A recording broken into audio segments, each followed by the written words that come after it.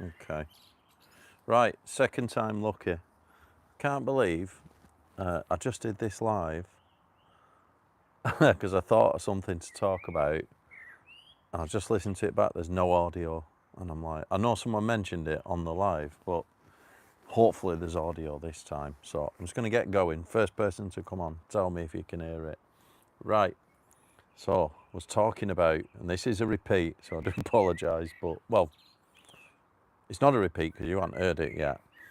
I was talking about when you set off on towards your big goals on that self-improvement journey, let's say it's a huge project, you might be worried that you're a little bit different, you feel a little bit different, and you might be being judged by the people around you, and that's pretty normal, right? Because when you set off on your big journey to achieve the life that you want, it's like a hero's journey, you know, like you've seen the diagram.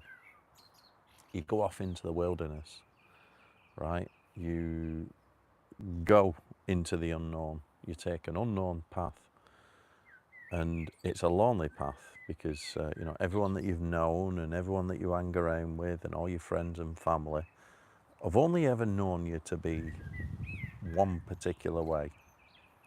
And then all of a sudden you're doing all these weird things, and they might be questioning you, saying, "What are you doing that for? Why do you keep doing that?" You know, you're taking a completely different path to the environment that you've known, and by definition, you know, you're separating yourself, and your head is lonely, you'll get criticised, fine. And the reason being is, it's not that people hate you, it's not that they don't love you. The reason is because it's making them feel uncomfortable. You know, they remember you a particular way. People don't like change. You'd rather you stay where you are. So you might get a bit of pushback and a bit of criticism. And I recently heard an interview. It was Chris Williamson, Modern Wisdom podcast, brilliant. And he was interviewing Alex Hormozy. You might have seen this guy. He's very successful. I'm not a massive Hormozy fan, to be honest. I think his advice is solid. I just don't like. I don't know. It's just not my cup of tea. But he is very knowledgeable, very successful. And Alex Hormozy, on that interview with Chris Williamson, was talking about the point where you decide to go along that path towards your goals, and then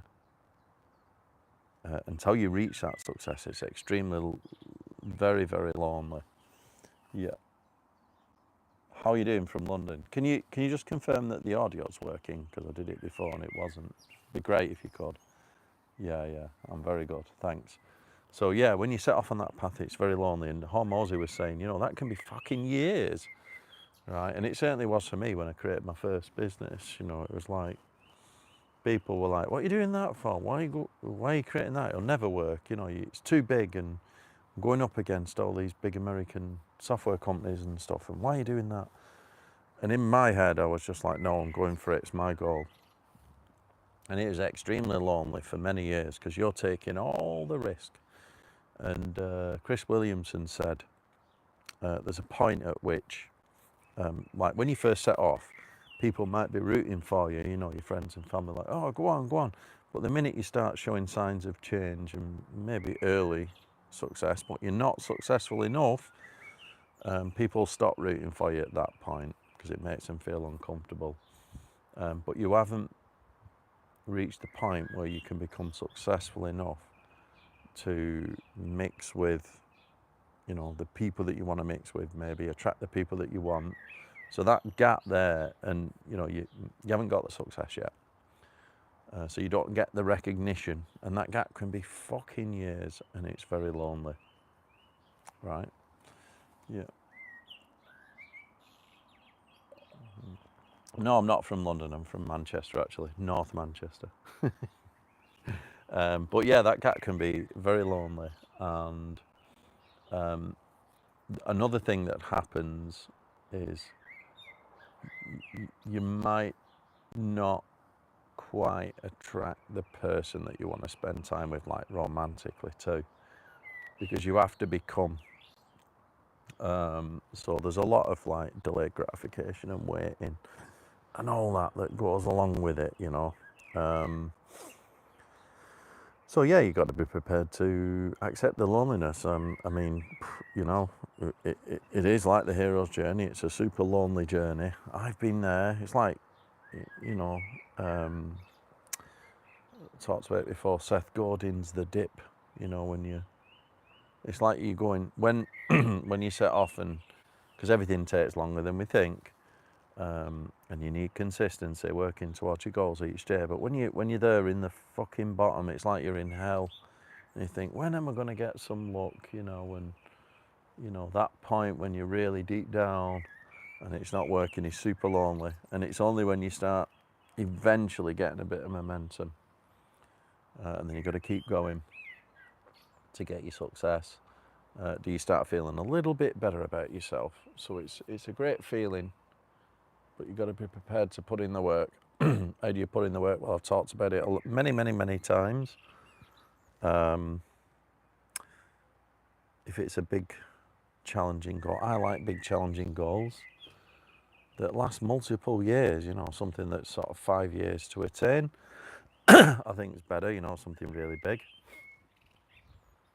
How do you get there? Well, you need to be passionate about it, because if you're not, you're likely to give up. I've seen this many times with people where, you know, they're maybe doing it for the wrong reasons, because they want the money more than the actual, you know, what they're trying to attain.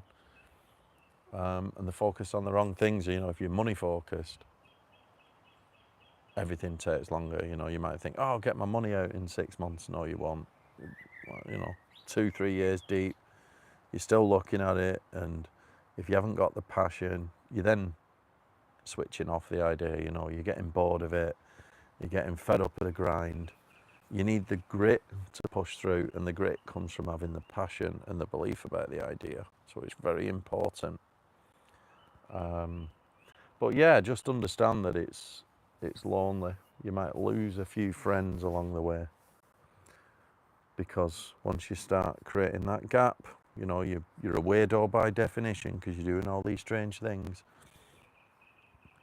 There's a gap between moving from that space to the next space where you find your new people, and that's fine. Just understand it. It's your burden. It's like a hero's journey, you know, a solo mission. Yeah, because we all have a personal mission. All right. One more thing. I listened to